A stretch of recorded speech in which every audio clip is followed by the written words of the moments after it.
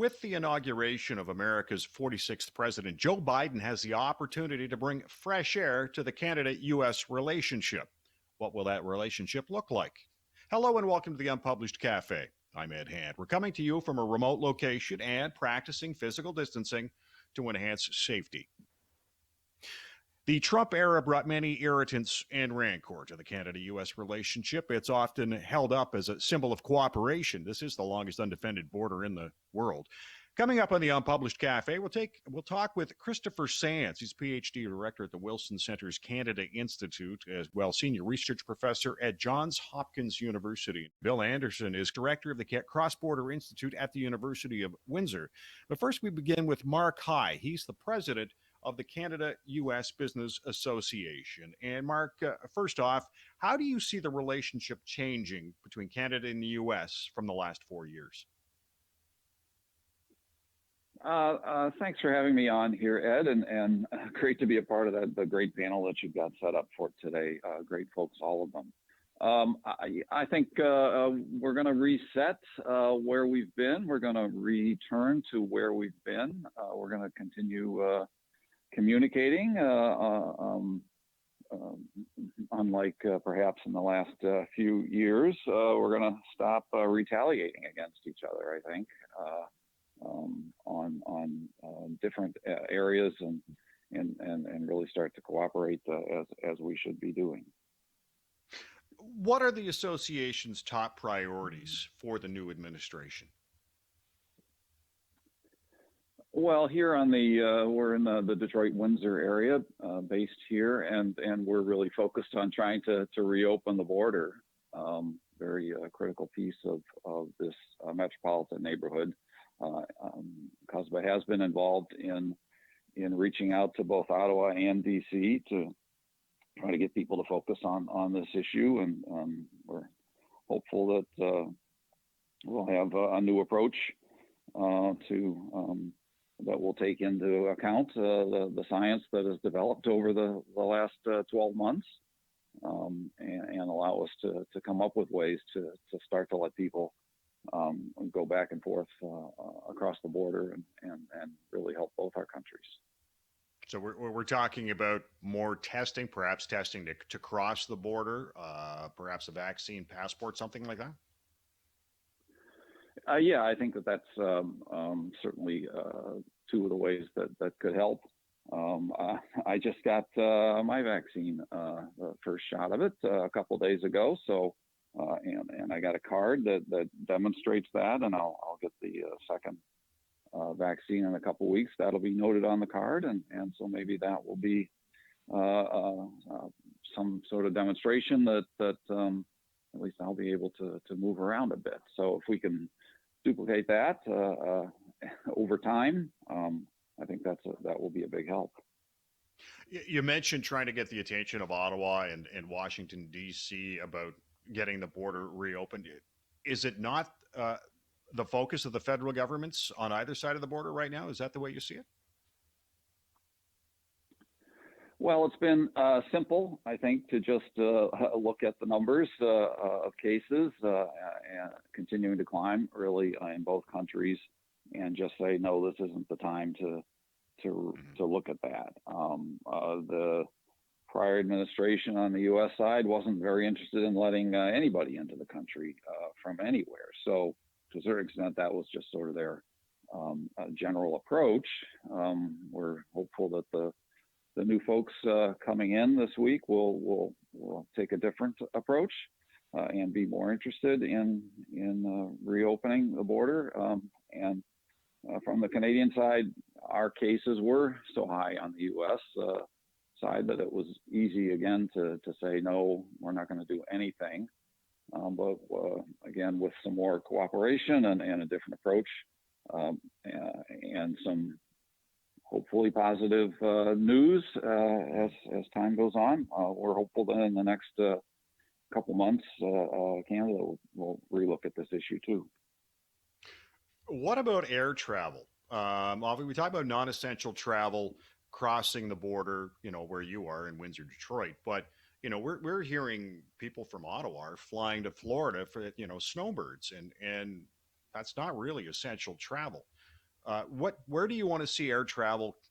Either be shored up or at least get some solid guidelines as to what's going on.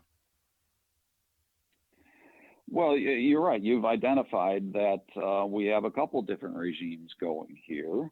The travel ban on non-essential travel only applies to surface travel, physically crossing the borders at a bridge or tunnel.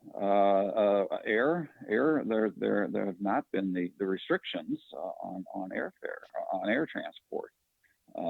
So I could get to Windsor, I suppose. I'd have to drive to Chicago, fly to Toronto, and drive back down to Windsor to make that 1 mile trip Yeah. across the border. Not very practical, but it could be done. And so, yeah, that just reflects that there's got to be a different way to approach allowing people to cross. And we've had great success with, there has been a lot of essential travel here in this area. We've got 3,000 or 4,000 medical people that come over every day from Windsor to the Detroit hospitals, medical centers, all the trucking logistics going on across the Ambassador Bridge in particular, in Blue Water, to move food and parts and ag and whatever. I haven't heard of any issues coming out of the people making those transits. So, it's certainly time to look at this and come up with other ways to let people start to move. Now, Joe Biden had mentioned in his plans for the future Buy American policy. I'm wondering how concerned should Canadian business be? Well, yeah, Buy American is obviously a headline term. I think there's been a lot of Buy American restrictions already in place, requirements, better term, in place at the state level, at local level, county levels, across the country. But if you look into the details, those often, I'd say almost generally, also allow for goods to be included from Canada, or at least from neighboring states and provinces. So I expect that ultimately, if there's some federal mandate put in, that those exceptions will be included, because so many goods may be Canadian in name, but half of their parts come from America, and vice versa. So it's not as simple as just one piece coming out of one location and meeting that requirement. So we expect there'll be some details involved there. Mark, I want to thank you for joining us.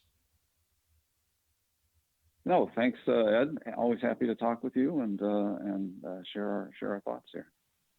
Mark High is the president of the Canada-U.S. Business Association. It's time to look at our unpublished .vote question now.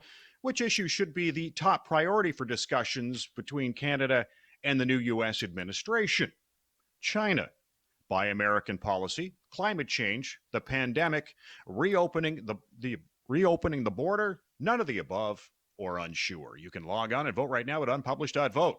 We've taken a look at the border issue from the U.S. side. Bill Anderson is quite close to the border with his view as director of the Cross Border Institute at the University of Windsor, and he joins us now. And Bill, the impact on business with border closed to non-essential travel. How do you see it coming back? Well, I think that the impact has been considerable, because even though the trucks are still crossing the border, and so you still got the supply chains operating, what we hear from people in the business community is that they're not able to make a lot of trips that are necessary in order to make sales trips, and just basically to maintain those relationships that drive the sort of integrated supply chain trade relationship between the United States and Canada. And in terms of it coming back, I mean, I think it's still going to be quite a while with the vaccinations going on and everything before the government in Ottawa is going to be ready to throw the border wide open. So our argument at the Cross Border Institute is that we're going to need to institute some testing probably.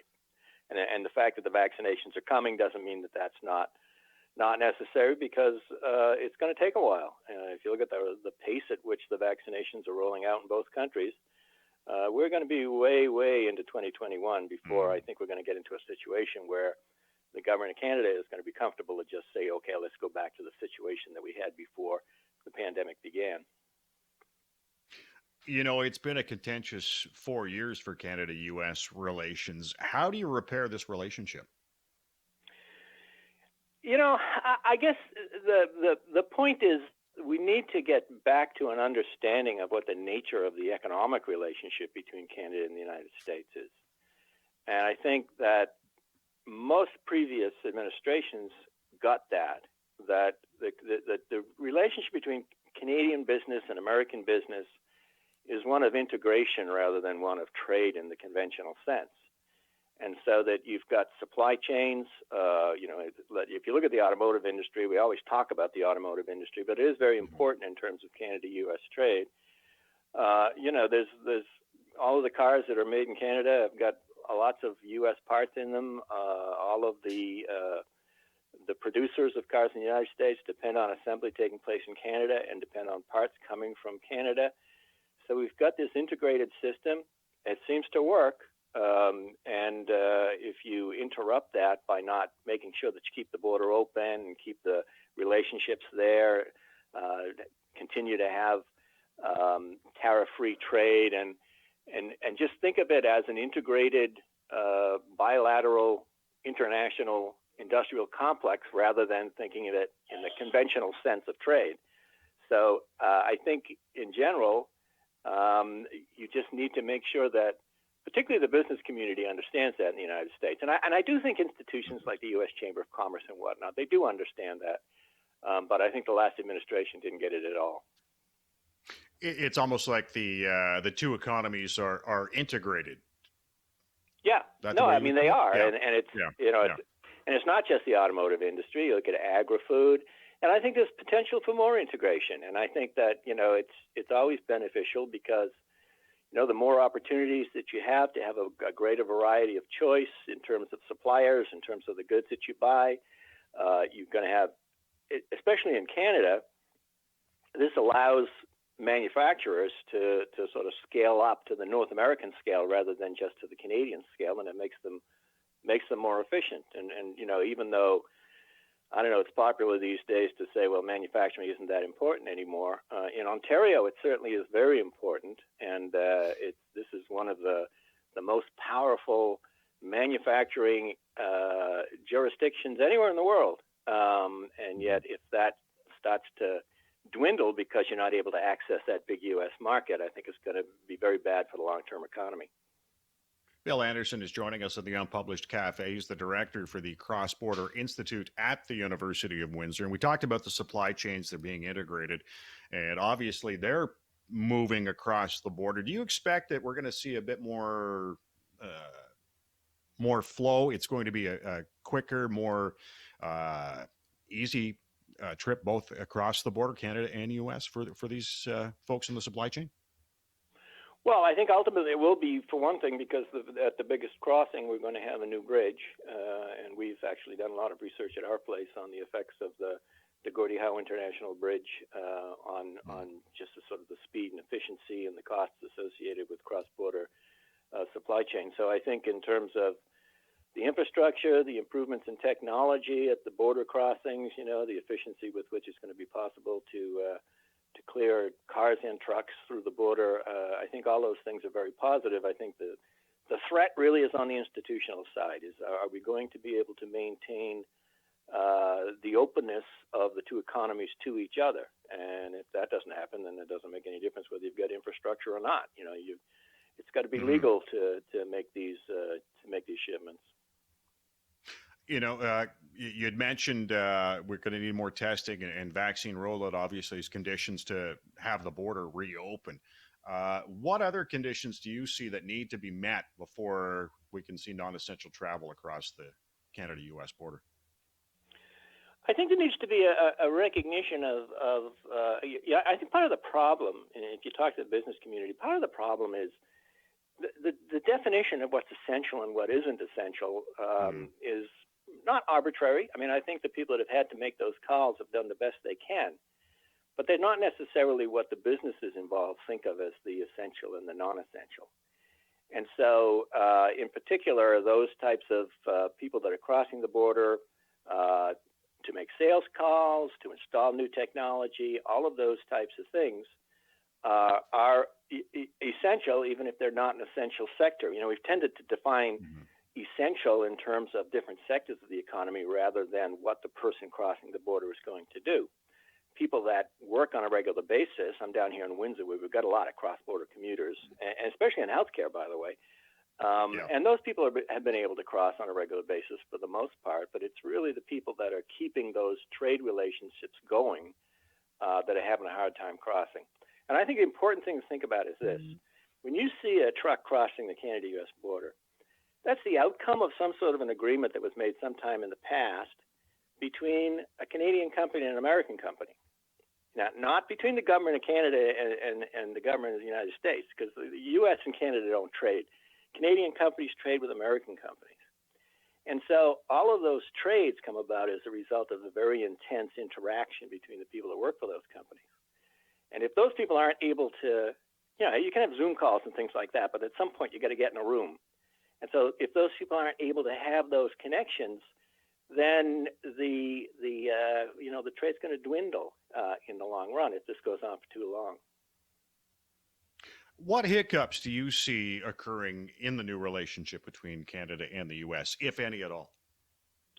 Well, I think there's going to be hiccups. I mean, we've already seen, you know, the pipeline issue, and I guess that one is probably, it's a raw deal for Canada, but it's not really surprising for a number of reasons, given the politics of the thing. And I think it has as much to do with President Biden wanting to make sure he keeps peace in his party, which is, you know, always been the Achilles heel of the Democrats, is that they don't stay united, and that's going to be very important for the next 4 years. And so there's a lot of reasons why it's not surprising at all to see that pipeline go down. But I think the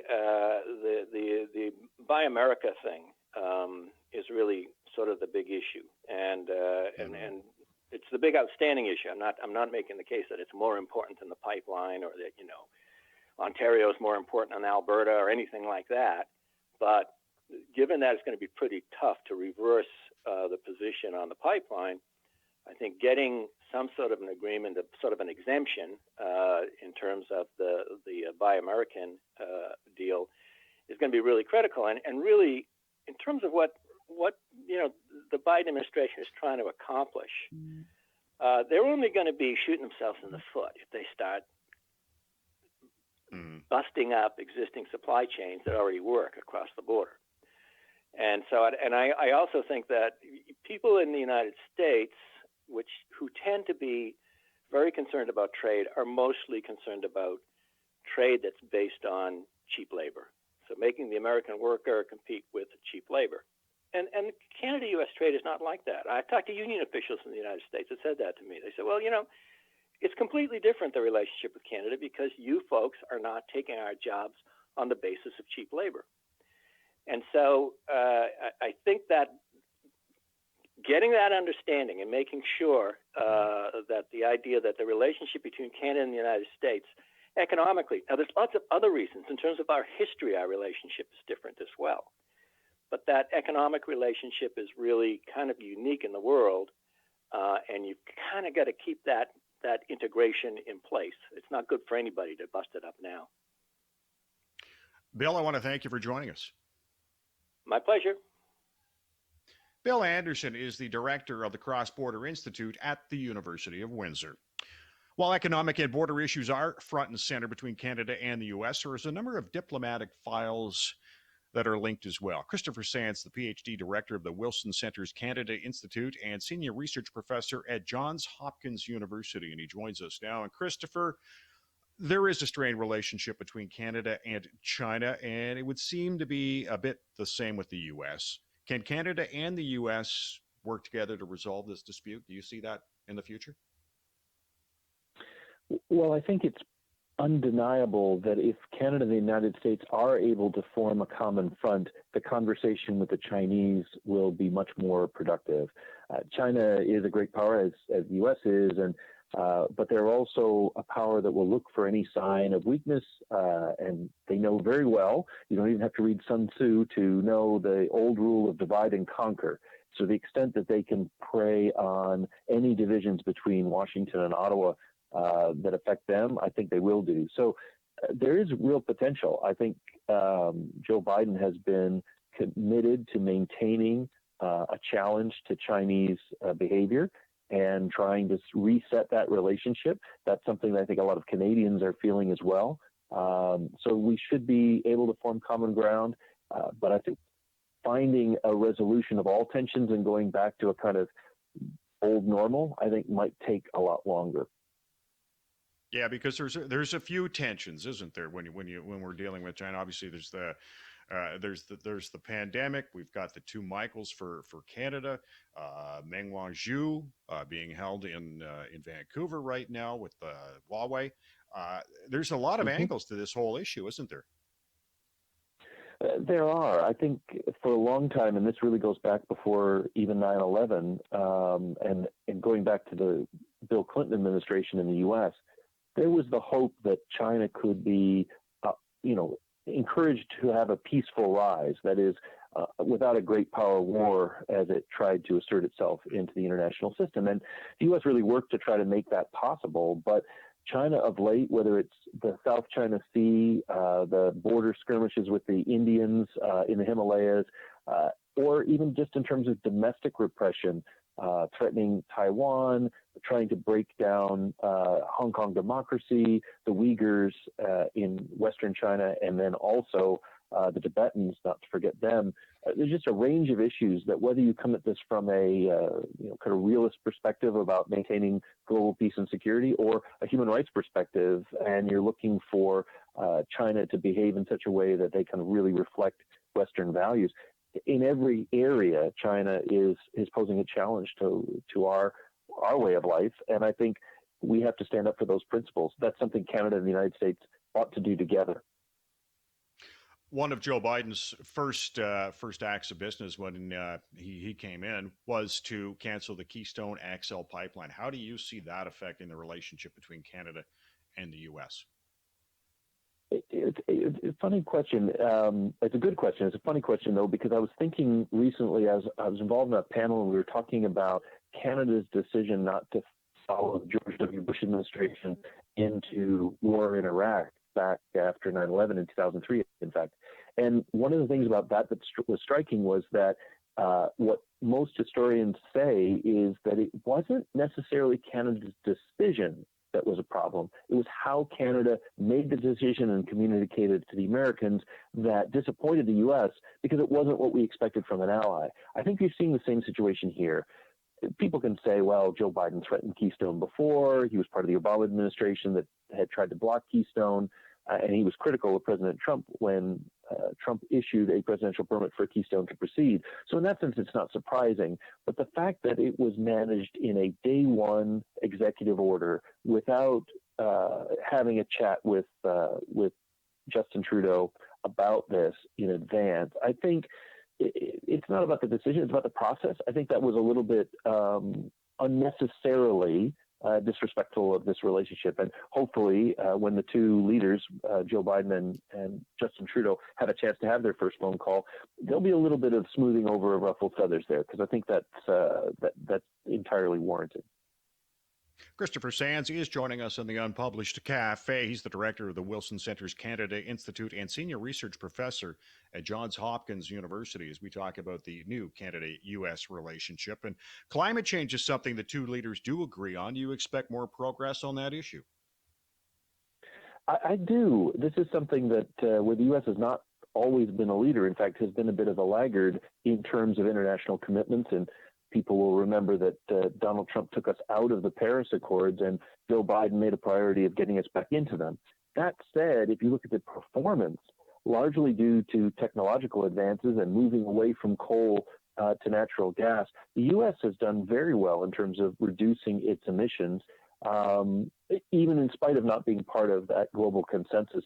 So I think that Joe Biden is in a good position. He has a good track record in the U.S., to the credit of our companies, that he can bring to the table.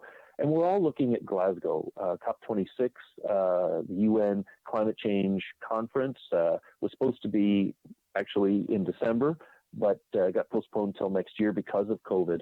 But that's an early test. It'll be coming up next November for Joe Biden to try to lead countries forward. He has asked former Secretary of State and former presidential candidate John Kerry to be his special climate envoy, with a view that talking to a number of countries about building a coalition that will actually push us meaningfully forward in terms of our commitments. No more, kind of virtue signaling, but a real serious commitment. And one of the real potentials, I think, goes back to China. Many of us think that China has also made some strides on technology and may be able to commit to serious emissions reductions. If we could get that out of Glasgow, I think it would be a big success for Joe Biden, but also a big success for the world. And COVID vaccines, obviously, they are rolling out across Canada and the U.S., but obviously Canada is a little short right now. Do you see a time where Canada might be able to approach Joe Biden in the U.S. about getting more vaccines in the interim while they wait for the new ones to come in?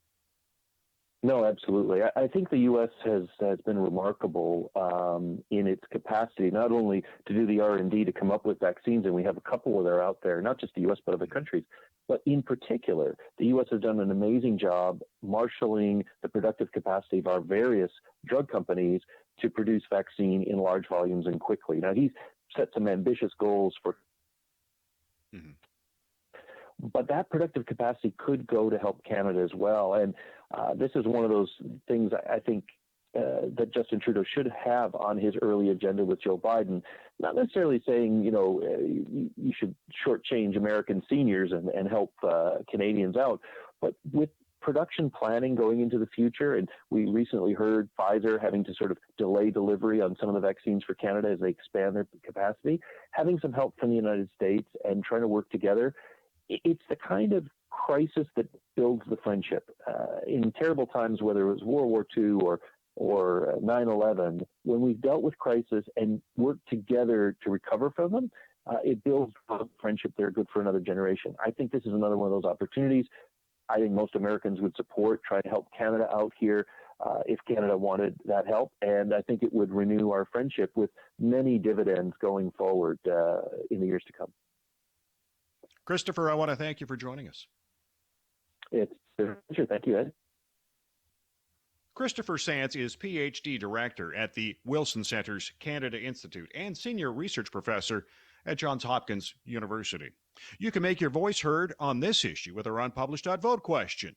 Which issue should be the top priority for discussions for Canada and the new U.S. administration? China, Buy American policy, climate change, the pandemic, reopening the border, none of the above, or unsure. You can log on right now and vote at unpublished.vote and have your voice heard. I want to thank our guests, Mark High, President of the Canada-U.S. Business Association. Bill Anderson is the Director of the Cross-Border Institute at the University of Windsor. And Christopher Sands is PhD Director of the Wilson Center's Canada Institute, Senior Research Professor with Johns Hopkins University. And I want to thank you for listening to the Unpublished Cafe. Stay safe. I'm Ed Hand.